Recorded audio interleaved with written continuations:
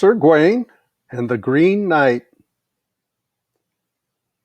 Part 1 of the Making of Britain.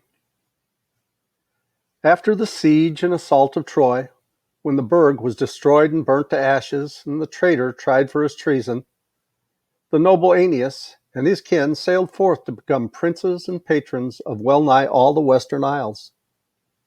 Thus Romulus built Rome and gave to the city his own name, which it bears even to this day. And Tisius turned him to Tuscany, and Langobard raised him up dwellings in Lombardy. And Felix Brutus sailed far over the French flood, and founded the kingdom of Britain, wherein have been war and waste, and wonder and bliss and bale oft times since. And in that kingdom of Britain have been wrought more gallant deeds than in any other. But of all British kings, Arthur was the most valiant.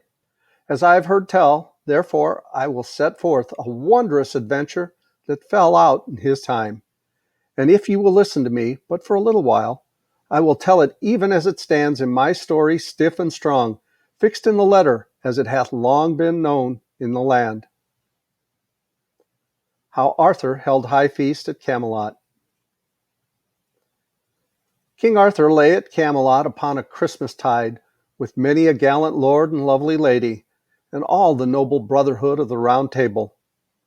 There they held rich revels, with gay talk and jest, one while they would ride forth to joust and tourney, and again back to the court to make carols. For there was the feast holden 15 days, with all the mirth the men could devise, song and glee, glorious to hear in the daytime and dancing at night. Halls and chambers were crowded with noble guests, the bravest of knights and the loveliest of ladies, and Arthur himself was the comeliest king that ever held a court.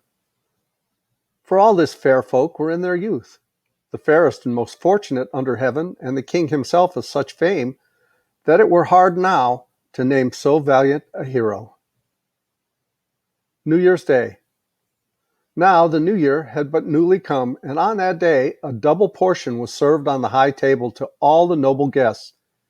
And thither came the king with all his knights when the service in the chapel had been sung to an end. And they greeted each other for the new year, and gave rich gifts, the one to the other. And they that received them were not wroth, that may ye well believe. And the maidens laughed and made mirth till it was time to get them to meat. Then they washed and sat them down to the feast in fitting rank and order. And Guinevere the queen, gladly clad, sat on the high dais. Silken was her seat, with a fair canopy over her head of rich tapestries of tars, embroidered and studded with costly gems. Fair she was to look upon, with her shining gray eyes. A fairer woman might no man boast himself of having seen. But Arthur would not eat till all were served. So full of joy and gladness was he, even a child, he liked not either to lie long or to sit long at meat. So worked upon him his young blood and his wild brain. And another custom he had also, that came of his nobility, that he would never eat upon an high day till he had been advised of some knightly deed, or some strange and marvelous tale of his ancestors, or of arms, or of other ventures, or till some stranger knight should seek of him leave to joust with one of the Round Table, that they might set their lives in jeopardy one against another, as fortune might favor them. Such was the king's custom when he sat in hall at each high feast with his noble knights. Therefore, on that New Year tide, he abode, fair from face, on the throne, and made much mirth withal. Of the noble knights there present.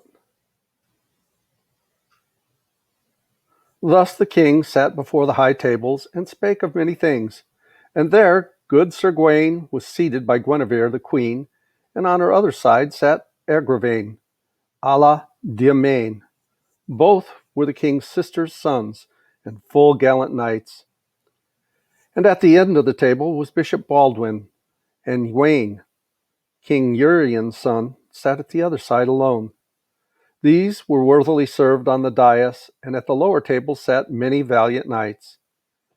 Then they bare the first course with the blast of trumpets, and waving of banners, with the sound of drums and pipes, of song and lute, that many a heart was uplifted at the melody. Many were the dainties and rare the meats, so great was the plenty, they might scarce find room on the board to set on the dishes. Each helped himself like he liked best, and to each too were 12 dishes with great plenty of beer and wine. The coming of the Green Knight. Now I will say no more of the service, but that ye may know there was no lack, for there drew near a venture that the folk might well have left their labour to gaze upon. As the sound of the music ceased, and the first course had been fitly served, there came in at the hall door one terrible to behold, of stature greater than any on earth, from neck to loin, so strong and thickly made, and with limbs so long and so great, that he seemed even as a giant. And yet he was but a man, only the mightiest that might mount a steed, broad of chest and shoulders and slender of waist, and all his features of like fashion. But men marveled much at his color, for he rode even as a knight, yet was green all over. The fashion of the knight. For he was clad all in green, with a straight coat and a mantle above, all decked and lined with fur as the cloth and the hood that were thrown back from his locks and lay on his shoulders. Hose had he of the same green, and spurs of bright gold with silken fastenings richly worked, and all vesture was verily green. Around his waist and his saddle were bands with fair stones set upon silken work. 'Twere too long to tell of all the trifles that were embroidered thereon, birds and insects and gay gaud of green and gold. Of the knight's steed. All the trappings of his steed were of metal of like enamel, even the stirrups that he stood in stained of the same, and stirrups and saddle bow alike gleamed and shone with green stones. Even the steed on which he rode was of the same hue, a green horse, great and strong and hard to hold, with broidered bridle, meet for the rider. The knight was thus gaily dressed in green, his hair falling around his shoulders. On his breast hung a beard, as thick and green as a bush, and the beard and the hair of his head were clipped all around above his elbows. The lower part of his sleeves were fastened with clasps in the same wise as a king's mantle.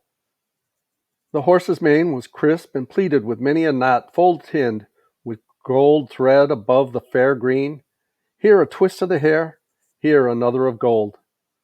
The tail was twined in like manner, and both were bound about with a band of bright green set with many a precious stone.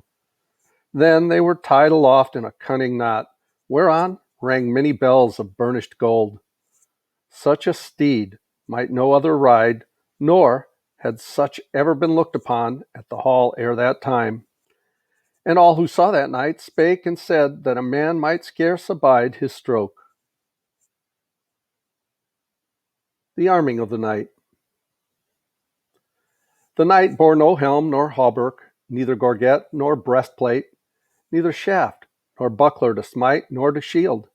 But in one hand he had a holly bough, that is greenest when the grooves are bare, and in his other an axe, huge and uncomely, a cruel weapon in fashion, if one would picture it. The head was an ell-yard long, and the metal all green steel and gold. The blade burnished bright, with a broad edge, as well sharpened to shear as a sharp razor. The steel was set into a strong staff, all bound round with iron, even to the end, and engraved with green and cunning work. A lace was twined about it, that looped at the head, and all adown the handle it was clasped with tassels on buttons of bright green richly broidered. The knight rideth through the entrance of the hall, driving straight to the high dais, and greeted no man, but looked ever upwards, and the first words he spake were, "Where is the ruler of this folk? I would gladly look upon that hero and have speech with him." He cast his eyes on the knights, and mustered them up and down, striving ever to see who of them was of most renown. Then was there great gazing to behold that chief, for each man marveled what it might mean that a knight and his steed should have even such a hue as the green grass, and that seemed even greener than the green enameled on bright gold.